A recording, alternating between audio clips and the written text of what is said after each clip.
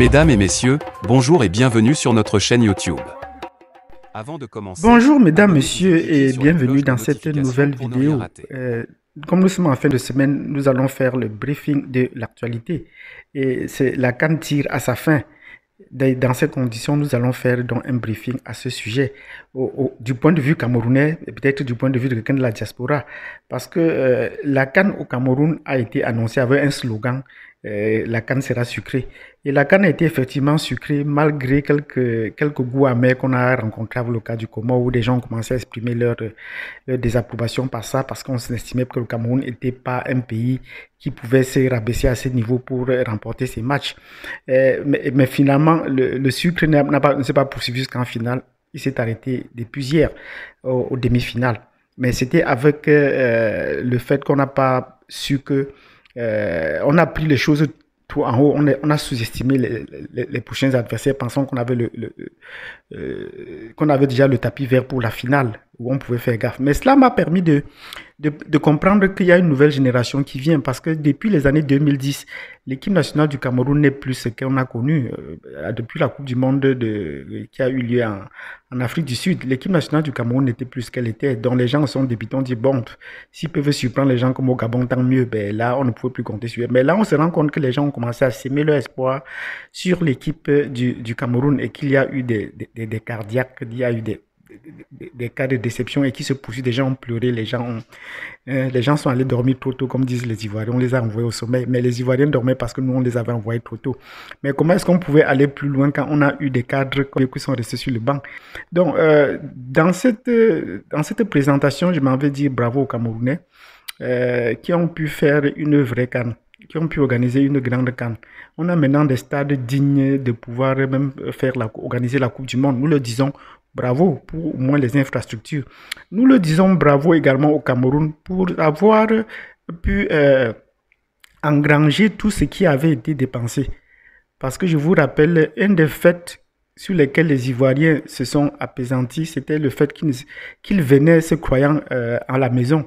Mais ils ont été très déçus. L'accueil n'était pas ce qu'ils étaient, estimant qu'ils avaient besoin de plus que ça, parce qu'on ne pouvait pas faire ça à des pays comme le Sénégal. Le Sénégal nous ignore et on les ignore. Le Sénégal n'a aucune attache avec notre pays. Mais la Côte d'Ivoire est venue pensant loger dans des hôtels qu'ils pensaient déjà être des hôtels qu'ils connaissent. Mais malheureusement, pour eux, nous, on a nos hôtels en Afrique. C'est pour ça qu'on dit que la Côte d'Ivoire est construite, mais la Côte d'Ivoire est construite à crédit. Nous ne construisons pas le Cameroun à crédit. La plupart des autres hôtels, nous avons des hommes d'affaires ou des infrastructures de commerce. Nos hommes d'affaires sont des Camerounais, ce ne sont pas des étrangers. Les Chinois même n'ont jamais pu s'installer au Cameroun. Les Indo-Pakistanais, on les a fait venir, les subventionner. Ils n'ont pas pu s'installer au Cameroun. Et là, nous disons bravo aux Camerounais qui ont conçu les hôtels dignes de classe internationale pour accueillir les équipes. Et c'est les Camerounais qui ont pu engranger cet argent-là. Nous le disons bravo pour avoir su tirer parti de cette canne et de pouvoir mettre des infrastructures hôtelières dignes de ce nom, sans courir aux grands noms internationaux que vous connaissez, qui sont sur les chaînes d'hôtels internationales qui sont sur place.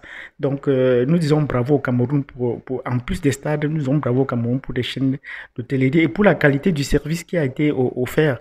Et que jusqu'à présent, les équipes sont satisfaites de cet accueil. Nous leur disons donc encore bravo. Ben, en dehors du clash qu'on a eu la Côte d'Ivoire, qui était un pays frère, qui était un pays ami, on a été également très accueillant avec les autres pays et on les regardait avec la même sympathie qu'on a, puisque tous ces pays-là, on les connaît. Bon, maintenant vient le fait que la déception est là. 50 ans après avoir organisé la première Coupe des Nations en 1972, voici qu'on organise une autre et qu'on est éliminé en chemin dans ce même stade des années 72. Donc, le Cameroun est une bonne équipe pour voyager. Et nous qui avons connu la période glorieuse des années 84 en Côte d'Ivoire et des années 90, bon, ça ne nous surprend pas toujours. On est bon pour voyager. Quand on organisera ailleurs, on va s'y mettre pour voir comment on pourrait remporter peut-être un 6e titre à l'extérieur. Mais à l'intérieur, nous pensons que c'est déjà une affaire pliée, parce que les autres pays sont prêts également à organiser. Donc, nous disons bravo au Cameroun. Le Sénégal, qui est un pays frère, n'a pas encore remporté la CAN. Peut-être que c'est l'occasion de remporter sa CAN. Mais l'Égypte, il faudrait donc qu'on se coalise derrière derrière le Sénégal, au moins pour lui offrir cela, même si le Sénégal et l'Égypte sont des pays en Afrique, mais qui ne se considèrent pas comme trop africains. Les Sénégalais n'ont pas trop d'attache avec même les pays voisins. Vous voyez, leur musique ne s'exporte pas, leur culture, leur sport, ils se sentent toujours isolés. Ben, pourtant, ils sont des voyageurs, mais ils voyagent à titre individuel. Les Égyptiens, pareil, ils savent qu'ils viennent en Afrique subsaharienne jouer, et puis bon, voilà, ils font ce qu'ils ont à faire, et puis ils vont retourner. Donc, pour toutes ces raisons, nous estimons que il faudrait qu'on soutienne au moins le Sénégal, qui est dans une très bonne phase, et que le meilleur gagne après tout. Même si nous soutenons le Sénégal, nous souhaitons que le meilleur gagne.